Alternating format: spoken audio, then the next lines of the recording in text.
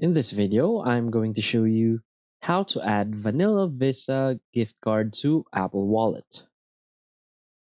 So please watch the video until the end and follow this tutorial step by step to avoid making mistakes. So let's get started. So the first thing you want to do is to go open your phone settings. Now from here you want to scroll down until you find Wallet. So tap on Wallet.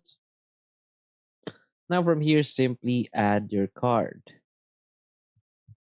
So if yours turns out like this, then you might want to find the wallet button in apps or websites. So what you want to do is to go back and open your web browser.